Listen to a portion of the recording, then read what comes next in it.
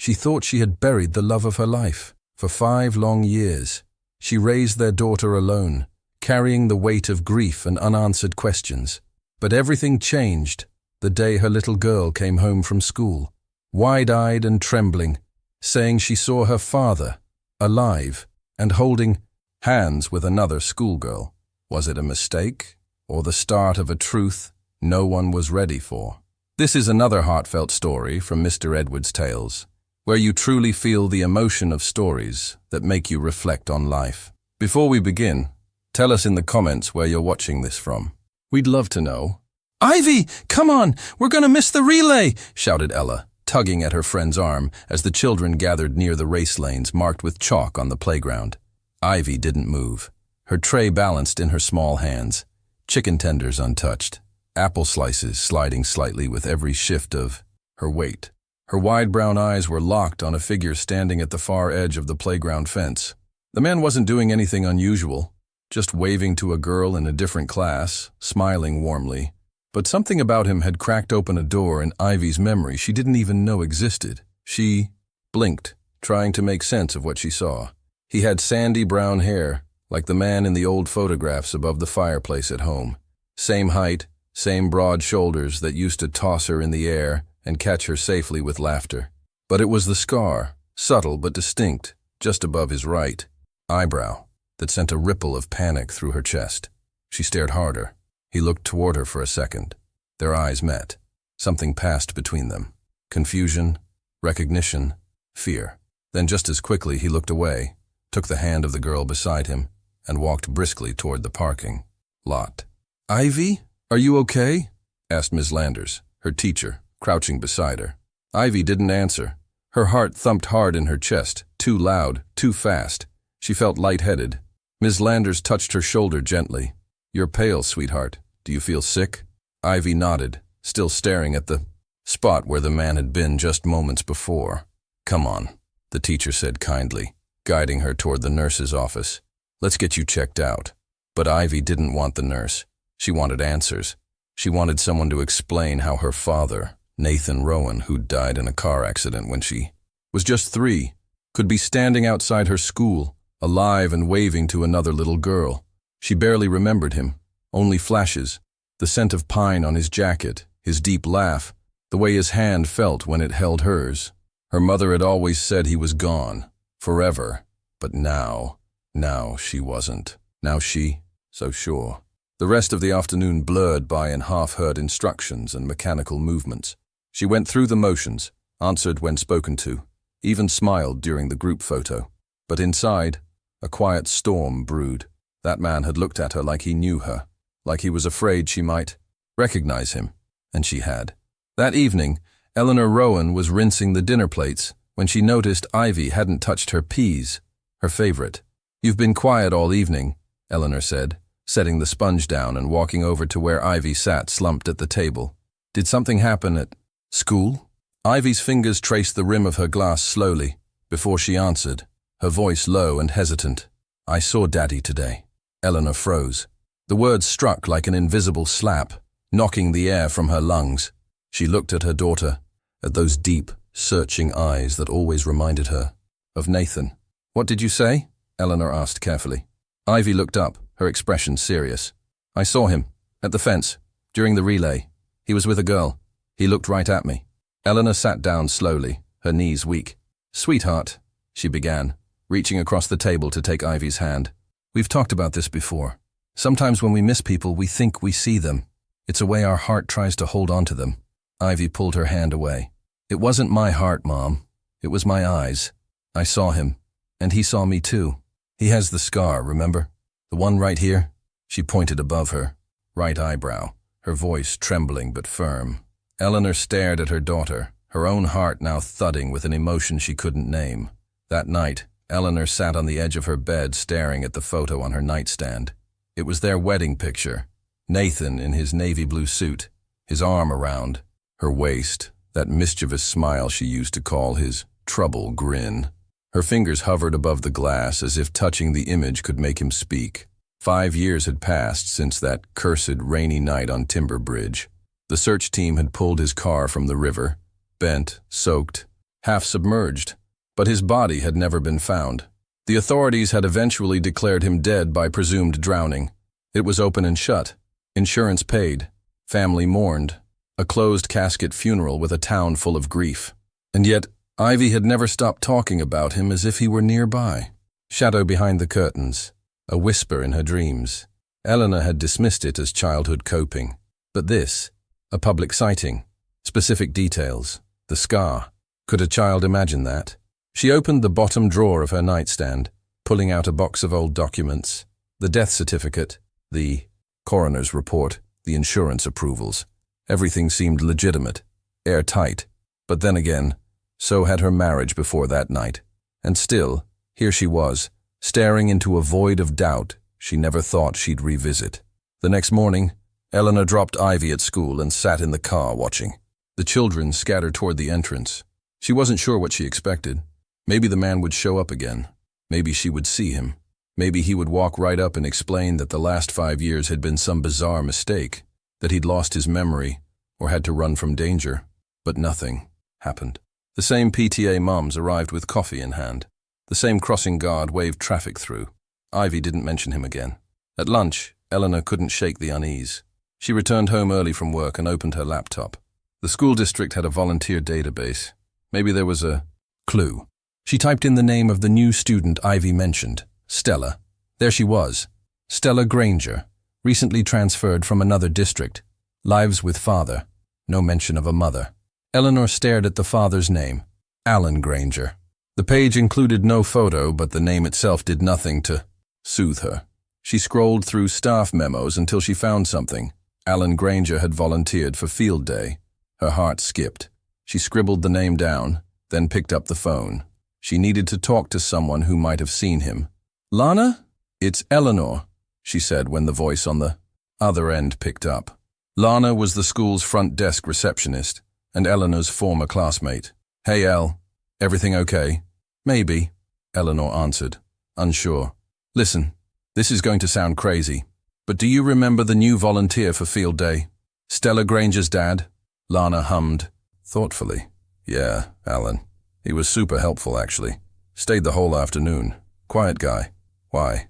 Eleanor hesitated. "Did he look familiar to you? Like, did he remind you of anyone?" Lana's voice dropped. "Now that you mention it, yeah. The first time I saw him, I almost said he looked like Nathan.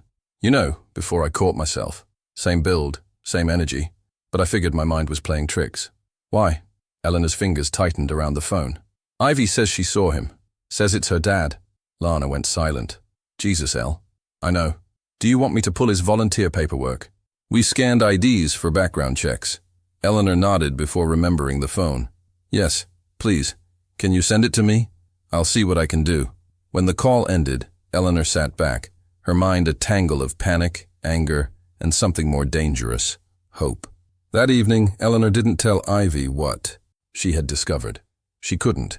Not yet. Instead, they went about their routine as if nothing had happened. Dinner, homework, toothbrushing. But as she tucked Ivy into bed, the little girl turned to her with eyes wide open. "Mom, you believe me now, don't you?" Eleanor hesitated. "I believe you. Saw someone who reminded you of Daddy." Ivy sat up. "No, it was him. He saw me. He was scared." Eleanor felt the burn of tears behind her eyes but forced a smile. "Let's get some rest, okay? We can talk more tomorrow." Ivy lay back down reluctantly, hugging her plush deer close to her chest. Eleanor sat by her side for a long time, long after her daughter had fallen asleep. Her thoughts churned. She couldn't sleep, couldn't eat. The possibility that Nathan was alive, living under another name, raising another girl, volunteering at their daughter's school. It was too surreal to be true, and yet too real to be ignored. She opened her email at midnight and saw a new message from Lana. Attached was the ID scan. She opened the file and gasped. The face was slightly aged, bearded, but unmistakable. It was Nathan, or someone who had stolen his face. By morning, Eleanor's mind was made up. She would confront him. She didn't know what she would say, didn't even know if he would listen. But she couldn't go another day pretending this wasn't happening. She called the school and scheduled a meeting with the volunteer coordinator, claiming she wanted to thank the field day helpers personally. It was a flimsy excuse, but no one questioned it. Her heart pounded as she stepped through the school's front doors that afternoon. As she passed the hallway toward the office, she saw him, Alan Granger, standing by the trophy case, flipping through a folder. Her steps faltered. Her breath caught. She walked straight toward him. "Nathan?" she said, her voice cracking on the name. He turned slowly. When their eyes met, she saw it. The truth, the panic, the guilt. He opened his mouth to speak, but no sound came. She didn't give him the chance. "You have two choices," she said, her voice steady, despite her trembling hands. "You tell me what the hell is going on, or I go to the police right now." "Mom? I'm not making it up. He saw me. He knew who I was," Ivy said firmly, standing by the edge of the kitchen counter with her arms crossed, her small face tight with frustration. Eleanor dried her hands on a dish towel and forced a calm she didn't feel. "I know what you think you saw, Ivy. But sometimes our minds can play tricks on us, especially when we miss someone." Ivy's jaw clenched, and she stepped closer. "It wasn't a trick. You think I don't remember Dad, but I do. I remember the way he walked, the way he used to look at me. That man looked at me like that." Eleanor crouched down to meet her daughter's eyes. "Sweetheart, I'm not saying you're lying. I'm saying maybe it was someone who looks like him. People can look alike. It happens all the time." Ivy shook her head with quiet intensity. "You don't believe me. You never believe me when it's about Dad." The words hit harder than Eleanor expected. She reached out, but Ivy stepped back. "He had the scar," Ivy insisted, pointing to her own eyebrow. "Right here, just like in the picture on the bookshelf. You don't believe me because you don't want it to be true." Eleanor didn't sleep that night. Ivy's certainty had done something to her, stirred something dormant, long buried beneath years of grief and quiet routine. After tucking Ivy into bed, she found herself in the hall closet digging through a box marked Nathan, personal. It hadn't been opened in years. Dust clung to the cardboard flaps, and inside, she found everything she had forced herself to store away. Old wallets, a wristwatch that no longer ticked, folded notes from college days, even the funeral program she'd helped design through her tears. But it was the document she pulled out next that made her breath catch. The death certificate, the final police report, and the insurance files. Sitting on the living room floor with them spread before her, she reread each one slowly. Nathan Rowen. Date of death, June 14th. Cause, presumed drowning after single vehicle accident. Location, Timber Bridge. Vehicle recovered. Body not located. Closed. Case. But as she read the report again, a phrase leapt out at her. Driver's side door was found open, suggesting possible egress attempt. Another note mentioned the wallet and phone recovered inside, but not soaked through. That had always struck her as odd, but in her shock and grief she'd accepted the explanation that the vehicle had been partially submerged. Now she wasn't so sure. The next morning, Eleanor arrived at the district office early under the pretense of preparing reports, but was really waiting for a moment alone with Ms. Halberd, the assistant principal. As soon as first bell rang and the rush of students settled into classes, Eleanor knocked on the glass-paneled office door. "Got a minute?" she asked, stepping inside before waiting for an answer. Ms. Halberd looked up from her computer, her glasses perched on her head. "For you? Always. What's going on?" Eleanor hesitated. She couldn't risk sounding irrational. "This might be a little strange," she began, trying to keep her voice light. "Ivy mentioned seeing someone during field day. Someone she swore looked exactly like her father." Miss Halberd blinked. "Oh? You mean that volunteer? Stella's dad?" Eleanor's stomach turned. "Yes, Alan Granger. Right. He's new in town. Just transferred Stella in from out of state. Michigan, I think. He signed up for our reading initiative and volunteered for field day." Eleanor pressed on. "What do you know about him?" "Not much. Quiet guy. Nice enough. His paperwork cleared background check, and he's always been polite. Seems like he wants to stay involved with his daughter." Eleanor's hands curled at her sides. "Does he have a scar above his right eyebrow?" Ms. Halberd looked puzzled. "You know, I think he does. Not very big, but yes. Now that you mention it, I noticed it when he was filling out the volunteer sign-in sheet." "Why?" Later that afternoon, Eleanor found herself parked outside the school, even though she had no reason to be there. She stared at the front entrance, waiting, watching. At 3:45 p.m., students began to spill from the building in groups, clutching lunchboxes and handmade crafts. Ivy emerged, holding hands with her friend Ella, but Eleanor's focus wasn't on her daughter. It was on the man standing near the crosswalk. There he was, Alan Granger. He stood with the easy confidence she remembered. The way he adjusted, the strap of his satchel across his shoulder, the exact same way Nathan used to. Eleanor's throat tightened. She leaned forward in her seat, eyes narrowing. He bent down to talk to Stella, brushing hair from the girl's forehead in a gesture that was painfully familiar. Then he straightened and turned, offering a quick smile to someone behind him. The angle caught the sunlight just enough to reveal it. A faint scar, thin but permanent, slicing just above his right brow. Eleanor's breath caught. She nearly opened the door to march across the street, to confront him there in front of God and the after-school car line. But she didn't. Instead, she sat back, trembling, her hands gripping the steering wheel so tightly her knuckles went white. Back at home, Eleanor didn't speak much during dinner. Ivy chatted about art class and how her teacher let them paint flowers for the end of year mural. Eleanor nodded, smiled, murmured responses. Her mind, however, wasn't in the dining room. It was back on the school sidewalk, staring at a man who was supposed to be dead.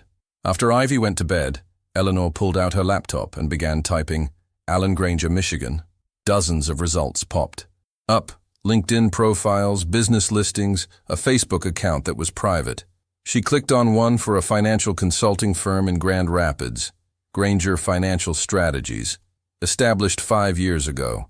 No photo, but the bio said he had over a decade of experience in portfolio management. Eleanor's pulse raced.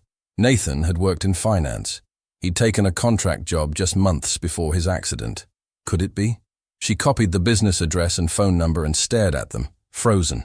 Her instincts screamed that this wasn't just a coincidence. Ivy's eyes hadn't lied. That man at the fence wasn't just familiar. He was someone she had buried, someone who had held her hand and vowed to never leave. And now, 5 years later, he was living blocks away, pretending to be someone else. The following morning, Eleanor called the number listed for Granger Financial Strategies. She didn't plan on speaking, only to hear his voice. Maybe that alone would confirm it. She held her breath as the call rang once, then twice. Then a voicemail answered, "You've reached Granger Financial. We're unavailable at the moment, but please leave a message." Her stomach dropped. The voice on the recording was older, deeper, but the cadence, the way he said certain words, moment, please, message, they were all Nathan's. She dropped the phone onto the couch as if it burned her.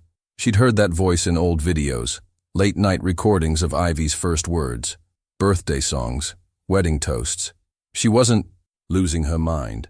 Her daughter hadn't imagined things. Nathan Rowen was alive, and he was pretending to be Alan Granger. Eleanor sat there for a long time, heart pounding, hands shaking, trying to understand why. What could drive a man to abandon his life, his wife, his daughter, and build another one, just miles away? Was it fear? Guilt? Had he been in danger? Or worse, had she never really known him at all? Every possibility tore at the corners of her mind, unraveling what little stability she had left. And still, the only image that stayed was the look in Ivy's eyes when she said, "You never. Believe me when it's about Dad." By the time the weekend arrived, Eleanor had made a decision. She couldn't keep this to herself any longer. She needed to speak to someone else, someone who had also loved Nathan, someone who would confirm that she wasn't seeing things. She picked up the phone and called her sister, Maris. "I need you to come over," she said, skipping pleasantries. "It's about Nathan." The silence on the other end was brief but weighted. "Eleanor, what's going on?" "Just come. I'll explain everything." An hour later, Maris sat beside her on the living room sofa as Eleanor laid out the documents, the observations, Ivy's account, and her own confrontation with the man's identity. Maris, ever the practical one, tried to poke holes. "Maybe he's just a lookalike," she offered, though her voice lacked conviction. Eleanor shook her head and replayed the voicemail on speaker. Maris went still. "That's him," she said softly. "That's Nathan. They sat in silence before Maris asked, "What are you going to do?" Eleanor looked down at the table, her eyes resting on the scar in the photo Ivy had drawn. "I'm going to find out the truth, no matter what it is. And if that man is Nathan, then he owes us answers, especially Ivy." "Excuse me, Ms. Rowen," the coordinator called, waving from the library doorway with a clipboard in hand. "The volunteer orientation is starting in about 10 minutes. Parents are arriving." Eleanor nodded briefly, feigning focus on a stack of papers she held purely for show. She wasn't there to organize anything, not really. Her real purpose had just signed in. Alan Granger, parent of Stella Granger, recently moved from Grand Heights, Michigan. No other personal details, just the clean signature in block letters that stirred something in her gut. She had memorized every curve of Nathan's handwriting, every loop and slant from years of birthday cards and sticky notes left on the fridge. This was almost identical, except a little more rigid, controlled, like someone trying to disguise their hand. She took her place at the back of the library, careful to keep a clear line of sight to the volunteer table where the new arrivals were gathering. Then, just as if she had conjured him by thought alone, he walked in. Eleanor's breath caught. He was taller than she remembered, broader maybe, with a neatly trimmed beard and a slightly receding hairline. But it was him. It was Nathan. In every movement, every casual gesture, it was unmistakably him. He didn't notice her at first. He was smiling at someone else, shaking hands, nodding politely to the other parents. But Eleanor's eyes didn't waver. She studied him with the kind of intensity one reserves for a ghost, because that's what he had been. A ghost for 5 years. A ghost with a grave and a folded flag and a little girl who still talked to his picture. She watched as he scratched behind his neck. Nathan used to do that when he was nervous. Then he checked his watch, shifting his weight to his left foot, exactly as he used to when waiting in line. That detail broke her. She stepped forward, eyes locked on him, not caring how fast her heart pounded or who else might be watching. As he turned toward the exit, their eyes met. There was no mistaking the flash of recognition on his face, the sheer panic that overtook his features in a split second. He stopped walking. The room around them disappeared. Eleanor didn't blink. She walked toward him, each step deliberate.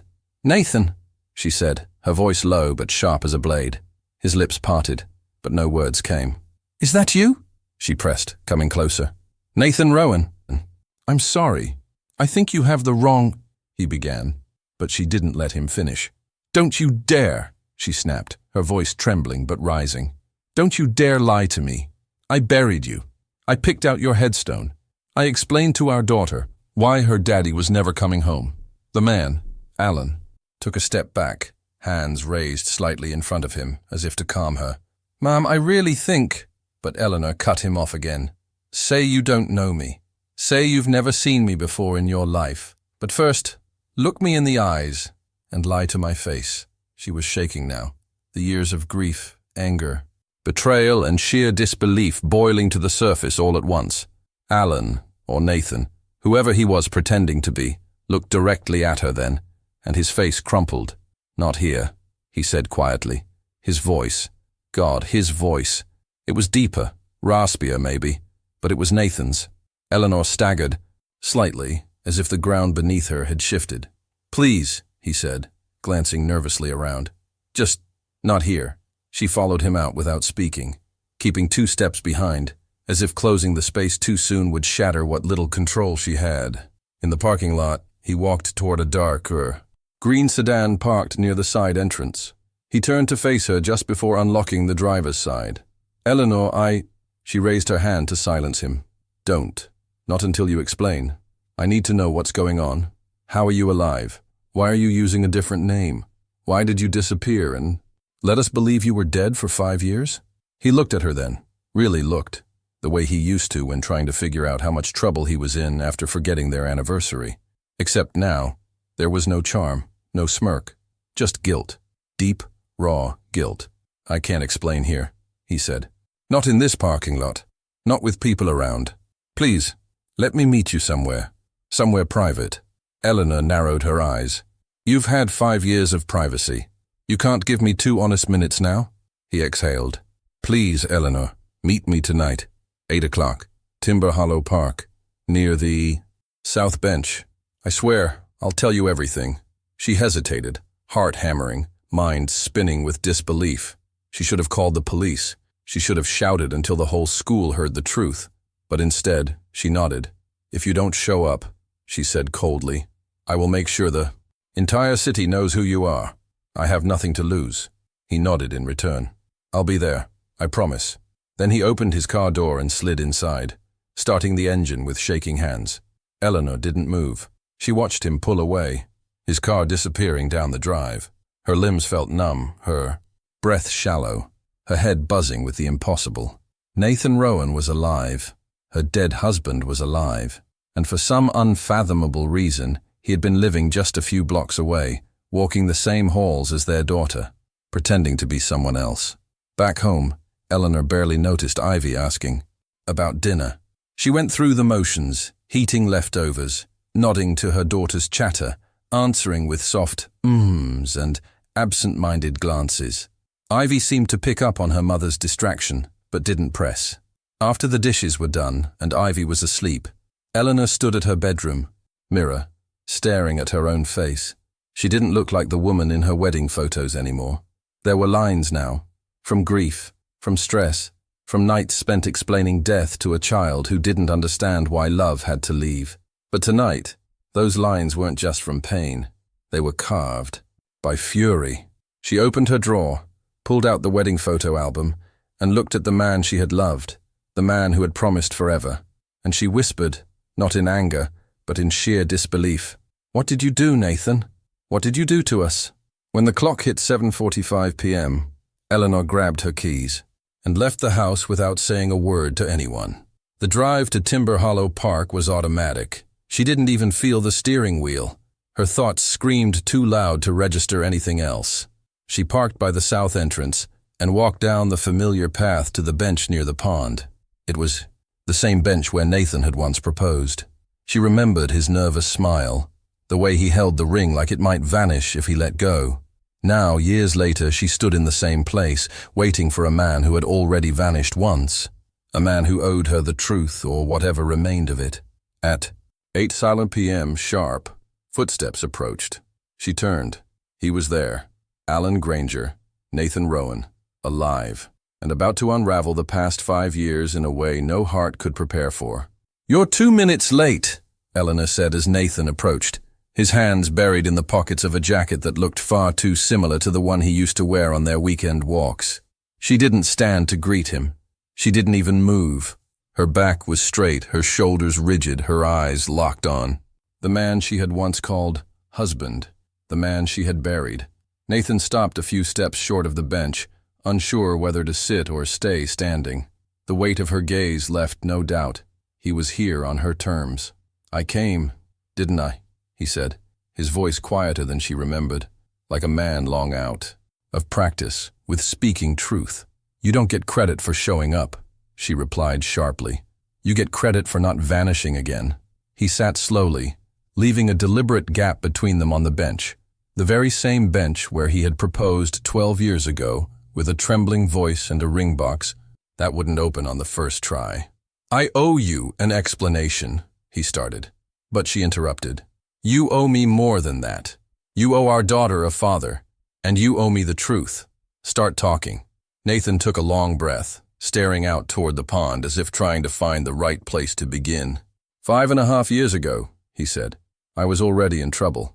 At first, it was just a few small shortcuts at work, aggressive financial maneuvers, nothing illegal, just risky. But then one of my clients, a major one, asked me to move some money for him, offshore, through shell companies. I told myself it wasn't laundering if no one got hurt. That's how it starts. You lie to yourself in small ways until you've built an entire life out of fiction." Eleanor listened in silence, her arms crossed tight against her chest. "I got deeper than I ever imagined," Nathan continued. "When the feds started circling that client, I knew they'd get to me next. My accounts, my files, everything was tied together. If I went down, everything would be seized, including the house, your savings, Ivy's college fund.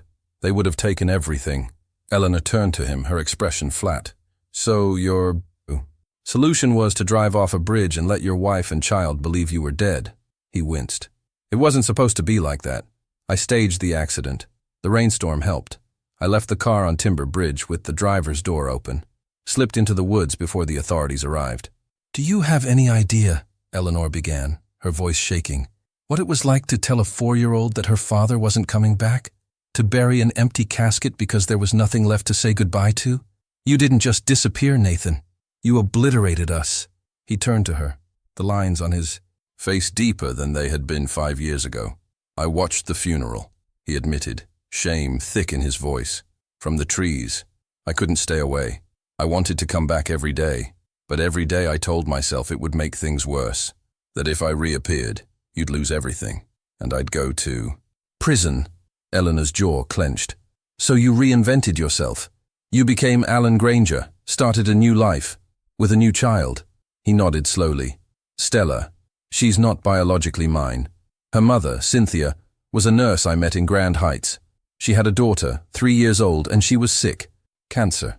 I was using a different name, trying to build a clean slate. When Cynthia died, Stella had no one. I promised her I'd take care of her. I adopted her legally. I couldn't abandon her. Eleanor's fingers dug into her palms. But you abandoned Ivy, your own daughter, your flesh and blood. Nathan looked down, his voice barely above a whisper. I thought if I could build something stable, I could someday find a way to reach out, to fix what I broke. Eleanor leaned closer, her tone cold. You weren't trying to fix anything. You were hiding, playing house with someone else's daughter, while ours cried herself to sleep, asking why Daddy never visits from heaven. You don't get points for raising another child while pretending your own doesn't exist. Nathan's face crumbled under the weight of her words. I deserve every bit of this, he said. But now that you've found me, I can't. Keep lying. Not to you, not to Ivy. She deserves to know the truth. Eleanor nodded, her anger simmering beneath every syllable. Yes, she does. And you're going to tell her. But not alone. Not without guidance. We'll do this right, with a psychologist present. Someone trained to help her make sense of this mess. You've already broken enough. Nathan looked genuinely relieved. Okay, yes, whatever you think is best. Eleanor turned away. You don't get to decide what's best anymore. You forfeited that right the day you chose to disappear. He hesitated before asking, and what about you? Can you ever forgive me? Eleanor closed her eyes for a long moment before answering. I'm not ready to answer that. I don't even know who you are anymore. And to be honest, I'm not sure you do either. Nathan looked down, nodding slowly, accepting the distance between them not just physically but emotionally, a chasm dug by 5 years of silence and betrayal. I'll turn myself in, he said quietly. When it's time, I want to explain to Ivy first. I want to give her something real, a goodbye that means something, or maybe a new beginning. Eleanor stood up, her voice steady. You'll have your chance. But if you vanish again, if you run, I swear I'll make sure there isn't a place in this country you can hide. You took 5 years from us. I won't let you steal another second. Nathan stood too, but kept his distance. I won't run. Not this time. Eleanor looked at him one last time. The face of a man she had once trusted, once loved, and now could barely look at without trembling. Then I'll see you tomorrow, she said. 10 o'clock. My house. Bring the truth. The walk back to her car felt longer than she remembered. Her legs moved, but her mind stayed behind, replaying every word, every pause, every flicker of guilt in Nathan's eyes. She wanted to cry, but the tears wouldn't come. Anger had built a wall too thick for grief to pass through. When she pulled into her driveway, Ivy's bedroom light was still on.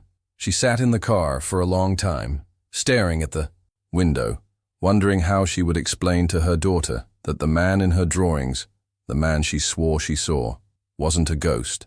He was real, alive, and more complicated than any bedtime story Eleanor had ever told. Upstairs, Ivy was waiting with a question Eleanor didn't yet know how to answer. Was it really him, Mommy? Eleanor stood outside the door, her hand on the knob, breathing through the chaos in her chest. Tomorrow, she would let the truth in. But tonight, she needed one last moment of silence before everything changed. You said he was dead, Ivy murmured, as she stared at the man sitting across from her. Her small hands clutched the edges of the cushion on the couch, knuckles white, eyes wide but unblinking. Eleanor sat beside her, tense but calm, her hand resting lightly on Ivy's shoulder. Dr. Hannah Willis, the child psychologist, sat in an armchair nearby, observing, allowing the moment to unfold at Ivy's pace. Nathan, no longer Alan, no more masks, had been waiting for this moment for days, but now that it was here, he struggled to find words. "I know, Ivy," he said softly, his voice tight with emotion. "And I'm so sorry. I never wanted to hurt you. What I did was wrong. I let fear control me, and I made choices that I thought would protect you and your mom. But I was wrong." Ivy turned to Eleanor. "But you told me he was gone forever." Eleanor swallowed hard, choosing her words with care. "I told you what I believed was true, honey. I had no idea he was alive, not until recently. And as soon as I knew, I wanted you to know too. You deserved the truth." Ivy looked between them, her confusion etched in every movement of her lips. "Why did you pretend to be someone else?" Ivy asked suddenly, her gaze locked on Nathan. The question was not accusatory. It was genuinely searching, the voice of a child trying to navigate a world that had suddenly shifted beneath her feet. Nathan leaned forward slightly, keeping his tone even. "I made some very bad decisions in my job a long time ago. The kind that could have gotten me into serious trouble. The kind that would have affected you and your mom. I was scared, Ivy. And instead of facing it like I should have, I ran away. I pretended to be someone else so that no one would find me." Ivy frowned, thinking, "So you left us because of money?" Eleanor closed her eyes briefly, but Dr. Willis stepped in gently. "Sometimes, when grown-ups make mistakes, they're too scared to admit them. But what matters now is that he's here, Ivy, and he wants to be honest with you. That takes courage, too." Ivy didn't speak. She looked at Nathan for a long time, her gaze flicking to the faint scar above his eyebrow, the one that had started everything. "I knew it was you," she whispered. "At the school, when you smiled at that girl. I saw the scar. And your eyes. They're the same in the pictures." Nathan's throat tightened, and he struggled to maintain his composure. "That girl," he said gently. "Her name is Stella. She's not my daughter by blood, but I've been raising her since she was 3. Her mother passed away, and I promised I'd take care of her." Ivy tilted her head. "So, she's my sister?" Nathan paused, then nodded. "Your half-sister?" "Yes. You and Stella have different moms, but I'm your dad. And I'm her dad, too." Ivy's expression shifted, not into anger or jealousy, but curiosity. "Does she know about me?" Nathan glanced at Eleanor, then back at Ivy. "Not yet. I wanted to talk to you first, but I'll tell her soon. And if you'd, like maybe someday you two can meet." Ivy sat quietly, processing. Then she said something neither Eleanor nor Nathan expected. "I want to meet her."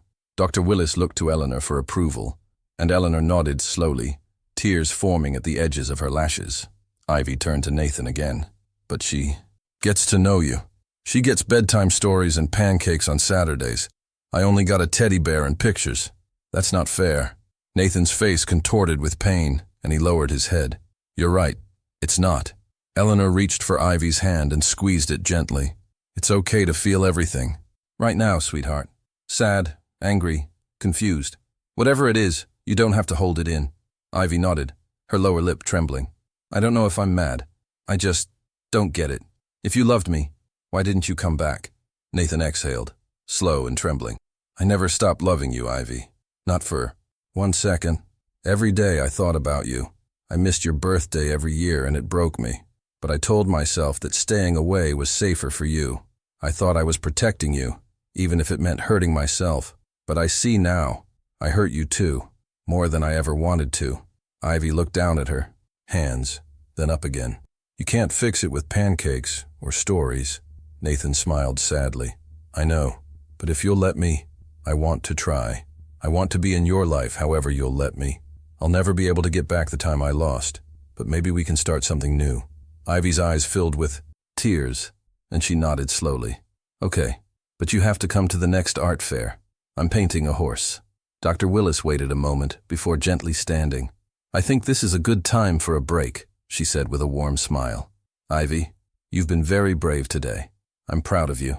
Ivy turned to Eleanor. Can I go show him my room? Just for a little bit?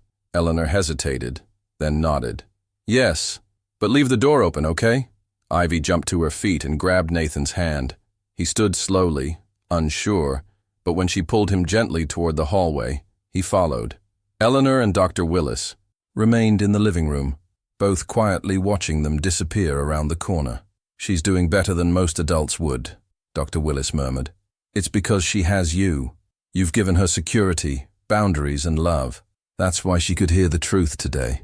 Eleanor nodded, but her eyes were wet. I was so afraid she'd hate him, that she'd shut down. But she's Ivy. Dr. Willis smiled. And you're Eleanor. You've held this family together in the dark. Now maybe there's a little light again. In Ivy's room, Nathan stood at the doorway, looking around at the walls covered in drawings, awards, and snapshots. You did all this? He asked. Ivy beamed. Yep, that's my art wall. You missed a lot. Nathan nodded slowly. I did. And I'm sorry, but I'm here now. They sat cross-legged on the floor, Ivy flipping through her sketchbook, while Nathan listened with genuine awe at every page she turned. This one's from when I thought you lived in the clouds, she said, pointing to a drawing of a man floating beside a moon. Nathan's heart clenched, but he didn't interrupt. And this one's from the day I saw you, at school. I drew it after I got home. I knew it was you. Even Mom didn't believe me at first. He took the drawing in his hands, carefully tracing the lines. Ivy had captured his profile, beard and all, with a child's perception that missed nothing. You're amazing, he said, his voice breaking. I'm so lucky you're mine. Ivy tilted her head. You don't have to say stuff like that. I know you're sorry. I just want you to stay this time. He nodded, eyes burning. I will. If you'll have me, I will. For the first time since their reunion began, Ivy leaned into him, small, trusting, trembling, and let his arm wrap around her. Neither of them said anything. After that, they didn't need to. The truth had been spoken, and now, love would have to do the rest. Thank you for coming, Eleanor said as she set the casserole dish on the dining table. Her voice trembled slightly, though she tried to mask it with a smile. Margaret Rowen, elegant as ever in a pale blue blouse, returned the smile with warmth, while Gerald Rowen grunted his usual reply, already busy unfolding his napkin. Eleanor's heart pounded behind her ribs as she took her seat across from them. Ivy was spending the evening at her friend Ella's house, and Eleanor had ensured every minute was orchestrated precisely. The wine was already poured, the plates served, and the secret she had held onto for days was now threatening to erupt from her chest. Gerald took a bite and nodded. Still the best chicken tetrazzini I've had, he muttered, gesturing with his fork. Nathan used to love this one. Margaret dabbed her mouth delicately. He used to ask for it every birthday. The mention of Nathan's name struck like a blade, and Eleanor's hand stiffened around her fork. She looked at the two people who had embraced her like a daughter after their son's death, who had spent 5 years grieving beside her, never questioning, never doubting. There's something I need to tell you, she said finally, and I need you both to listen carefully. Margaret's expression shifted subtly, her eyes narrowing with quiet concern. What is it, dear? Gerald leaned forward, the crease in his brow deepening. Eleanor gripped the edge of the table with both hands. I saw someone a few days ago at Ivy's school. She took a breath. I saw Nathan. Gerald froze mid-chew, the fork still hovering in front of his mouth. Margaret blinked, then let out a soft, confused laugh. You saw someone who looked like Nathan? Eleanor shook her head. No, I saw Nathan. Our Nathan. Alive. He was using a different name, a new identity, but it was him. There's no doubt. Gerald's jaw tightened, his eyes narrowing with restrained fury. Eleanor, he said, his voice a growl. This isn't funny. I'm not joking, she said, her voice now firmer. He faked his death. He's been living in Grand Heights as Alan Granger. He has another daughter now, but it's him. He's alive. Margaret's hand shot to her chest. No, Eleanor. You can't say things like this. We buried him. We grieved him. Her voice cracked, and the napkin fell from her lap to the floor. I saw him, Eleanor repeated. He looked me in the eyes and admitted it. He told Ivy the truth. She knows Margaret. He's meeting her. He's trying to make amends. Gerald slammed his fist on the table. the plates rattling with the impact. "Enough," he barked, rising from his chair. "We went through hell burying our boy. We lived that nightmare every damn day for 5 years. You don't get to come in here and rewrite history because you're grieving all over again." Eleanor rose too, no longer willing to shrink beneath his anger. "This isn't grief, Gerald. This is reality. You of all people should be demanding answers, not denying." "Them," Margaret gasped, her breathing shallow. Her eyes fluttered as she clutched at the table. "No," she whispered. "No, I can't." Before Eleanor could move, Margaret collapsed sideways out of her chair, hitting the hardwood floor with a soft thud. "Margaret!" Gerald shouted, rushing to her. Eleanor was already on the phone with emergency services, her voice calm but urgent as she explained the situation. Within minutes, Margaret regained consciousness, weak and pale, murmuring Nathan's name like a prayer and a curse at once. Gerald held her tightly, his own face pale, the fight drained. From him. He can't be alive," Margaret kept whispering, over and over, as if saying it would make the truth untrue again. 15 minutes passed in tense silence after Margaret was helped back to the couch with a cool compress on her forehead. Eleanor handed her a glass of water. Gerald sat beside his wife, holding her hand in both of his. The room was so heavy with disbelief it felt like every word spoken carried the weight of stone. "He's coming," Eleanor said softly. "Tonight. He wanted to see you. I didn't tell you earlier because I didn't know how you'd react, but you needed to. Hear it from him, not just from me." Gerald didn't respond. His eyes were glazed with shock and rage, his knuckles white around Margaret's fingers. When a knock finally sounded at the door, Eleanor stood. Her hands trembled. She walked slowly, opened the door, and there he was.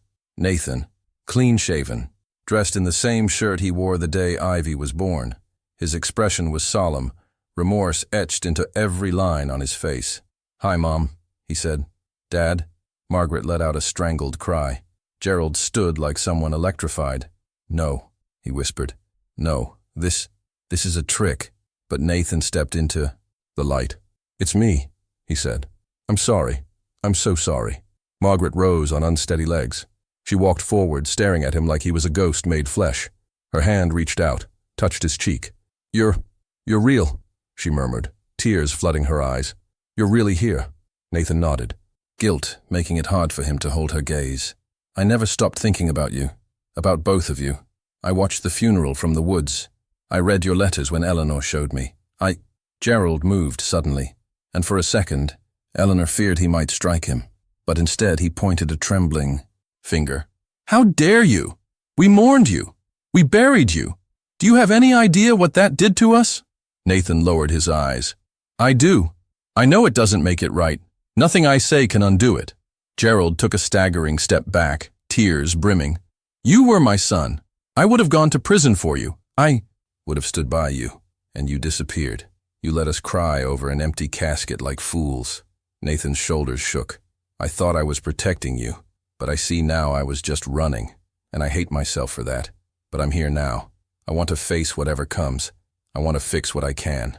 They sat, back at the table, not to eat but to speak, to finally lay bare the years that had festered in silence. Nathan recounted everything: the financial crimes, the false identity, the adoption of Stella, and the day he saw Ivy at school and realized he couldn't keep hiding. Margaret clutched her rosary as she listened, weeping quietly. Gerald said nothing for a long time, only nodding occasionally, as if each detail was another nail in a coffin he now had to exhume. "You'll have to face the law," Gerald finally said, his voice like gravel. "You understand that?" Nathan nodded. "I plan to, after tell Ivy everything, after I give her something better than a grave to talk to." Eleanor, though exhausted, felt a glimmer of something shift in the air. Not forgiveness, not yet, but space for it. A small crack in the walls that had held their grief so tightly.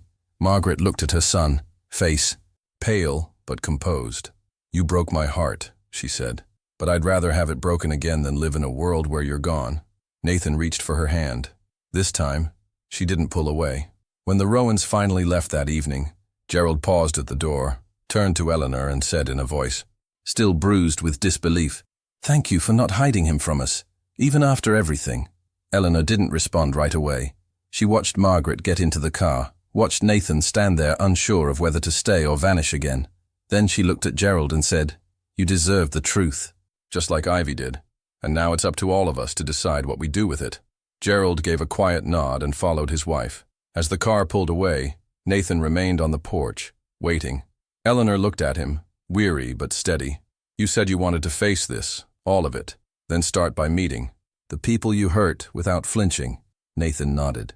"I will, even if they never forgive me." She sighed, finally closing the door behind them both. "Then tomorrow, we talk to the lawyer." "Ivy, this is Stella," Eleanor said with care, placing a gentle hand on each girl's shoulder. "And Stella, this is Ivy." The living room was quiet except for the weight of the moment between the two children standing a few feet apart, each holding their own form of hesitation. Ivy clutched her, stuffed dear to her chest, while Stella kept her fingers curled tightly around the strap of her small backpack, one foot slightly behind the other like she was ready to bolt. Nathan sat on the nearby armchair, watching them with cautious hope, his knees bouncing with nervous energy. Eleanor had spent days preparing for this, discussing boundaries, walking Ivy through what it meant to have a half-sister, explaining to Stella that there was a part of Nathan's life that had been hidden, not because she wasn't loved, but because he had been lost in ways even adults struggled to understand. "Hi," Ivy said finally, her voice tentative but not cold. Stella gave a nod, then a quiet, "Hi." The girls didn't move, didn't smile, but neither turned away. It wasn't a warm beginning, but it wasn't a rejection either. For Eleanor, it was enough to keep hope alive. After Eleanor stepped out of the room, to let them talk alone, the girls stood in silence for several minutes, the tension as thick as uncertainty could make it. Ivy, curious but guarded, pointed at Stella's hair clips shaped like daisies. "Did you make those?" she asked. Stella shook her head. "My mom made them, before she got sick." Ivy's grip loosened slightly on her dear. "My dad used to sing to me, when I couldn't sleep. I didn't know he was gone, but not really." Stella looked up. "He sings to me, too." That made Ivy's brows furrow.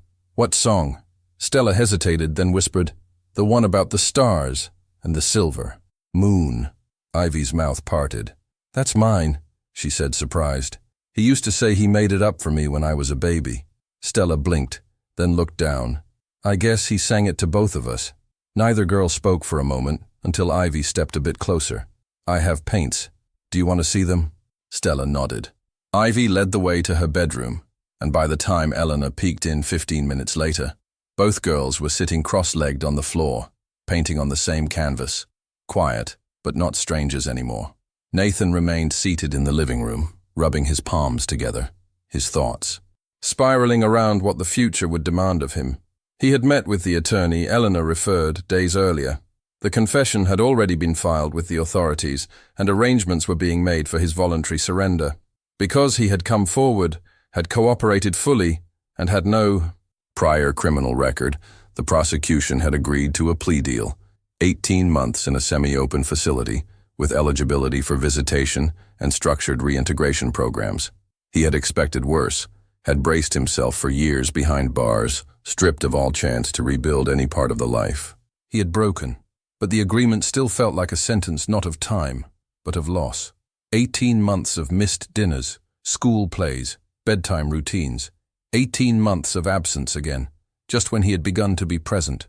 When Eleanor rejoined him, her face softened with emotion. She sat beside him without speaking at first. Then she said, "They're painting together. No shouting, no crying." He nodded, swallowing hard. "Better than I deserve." She looked at him, her tone careful. "You know you'll still need to work to keep that connection when you're away. They're not just forgiving you." Overnight. He turned toward her, the lines under his eyes deeper than ever. "I know. I'll write to them every week. Video calls, letters, anything they'll allow. I won't disappear again, Eleanor." Her expression was unreadable for a moment before she said, "And when you're out?" Nathan paused. "I don't know if there'll be a place for me here, in this house, but I'll stay close. Not to make it hard for you, but to be near them, near Ivy, near Stella. I'll get a small place nearby. I'll find honest work, something with my hands. I don't want to be that man again, the one who ran." Eleanor gave a faint nod. "You've said that before. Now you'll have to show them, both of them." He didn't argue. He knew that redemption wasn't built in one gesture, not even in confession. It had to be earned brick by brick, moment by moment. And sometimes, even then, it would never be enough. Over the next few days, Nathan spent every allowed moment with the girls. Ivy started asking questions, not just about where he had been, but who he had been. "Did you miss me every day?" she asked, while helping him plant herbs in Eleanor's backyard garden. He answered without hesitation, every second. Stella, more reserved, began testing the boundaries of affection, handing him drawings without speaking, letting her hand rest on his shoulder a second longer after a hug. He welcomed every inch of trust like treasure. When the day came for him to turn himself in, Eleanor insisted on driving him. The girls stayed with Maris, Eleanor's sister, and for the entire drive, neither Nathan nor Eleanor spoke much. When they arrived, he reached for the door handle, then paused.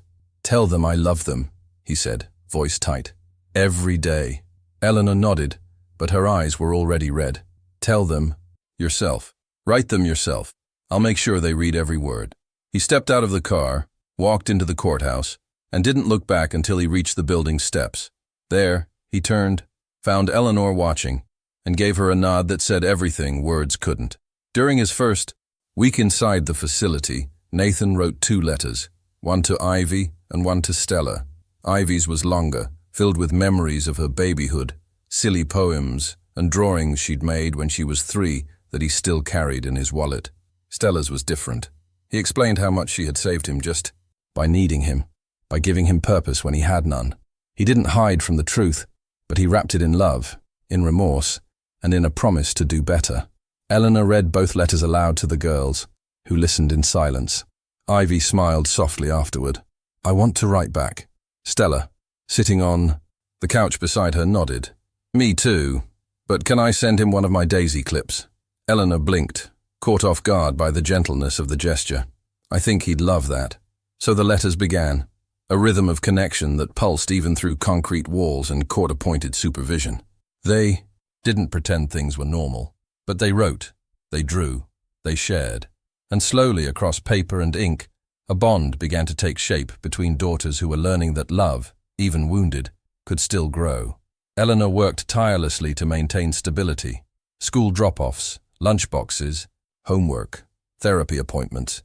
It was a rhythm she'd learned to master alone, and yet this time, it felt heavier. Because now there was expectation, not absence. Questions came not from grief, but from curiosity. When will Dad come home? Will we have dinner together then? Can he come to the art fair next year? She answered as best she could. 18 months goes by faster than you think, she'd say, even when her own heart wasn't so sure. One evening, while folding laundry, Ivy came in holding one of Stella's drawings. "She made this of all of us," she said. The picture showed 4 stick figures. Ivy, Stella, Eleanor, and Nathan. Underneath was written in pink marker, "My family." Eleanor sat on the bed, the drawing trembling in her hands. "Do you think that's true?" Ivy asked. Eleanor kissed her forehead. "I think it can be." And as she looked at the crayon faces staring back at her, she allowed herself, for the first time in years, to believe in a future rebuilt not from what was lost, but from what was found. "Can Stella come with us to the museum on Saturday?" Ivy asked, while chewing the end of her pencil, looking up from her homework. Eleanor, standing at the stove stirring a pot of macaroni, turned slightly. "Of course," she replied, "but you'll both need to finish your science projects first." Ivy grinned, already knowing Stella had finished hers the day before and would absolutely help her complete the rest. Stella, seated at the table across from Ivy, stuck out her tongue playfully. "I'm only helping if you stop chewing your pencils." "That's gross." Ivy giggled and tossed the pencil down. The ease between them was startling in its naturalness. It hadn't been like that in the beginning. Eleanor could still remember the awkward first days, the shy silences and uncertain glances exchanged between the 2 girls as they learned how to live side by side. Now, 6 months later, they were inseparable. They shared clothes, secrets, and jokes only they understood. Watching them now, Eleanor saw something that had once seemed out of reach. Family forming not out of blood, but out of something even more precious. Choice. It wasn't perfect, but it was real, and in every corner of the house, it was beginning to show. Eleanor still carried hesitation when it came to Nathan. Though he was home on weekends through a reintegration program, and the girls greeted him with laughter and open arms, she wasn't yet ready to open her heart again. She let him help with dinner, attend school, meetings, even take the girls to the library on Sunday mornings. But their conversations remained careful, almost rehearsed. They discussed schedules, bills, parenting strategies. She had built walls high enough to survive his betrayal, and she wasn't sure if or when they would come down. Nathan, for his part, didn't push. He moved quietly around the spaces of her life, always asking before assuming, always offering without expectation. He knew what he had cost her, and he also knew that 6 months of consistency, presence, and effort could never erase 5 years of absence. Still, he showed up every time, with calm patience, accepting whatever part of him Eleanor could bear to allow. There were days when she saw flashes of the man she had married, the way he laughed with Ivy over burnt pancakes, or how he cradled Stella's head when she had a nightmare. But love, once betrayed, wasn't a dooker that reopened easily. Eleanor needed time. Nathan finally understood that. One of the turning points had come in an unexpected place, the community center. Loretta, Stella's grandmother on her late mother's side, had reached out to Eleanor after reading the local news story about Nathan's confession and reintegration process. Rather than anger, Loretta offered a kind of peace Eleanor hadn't expected.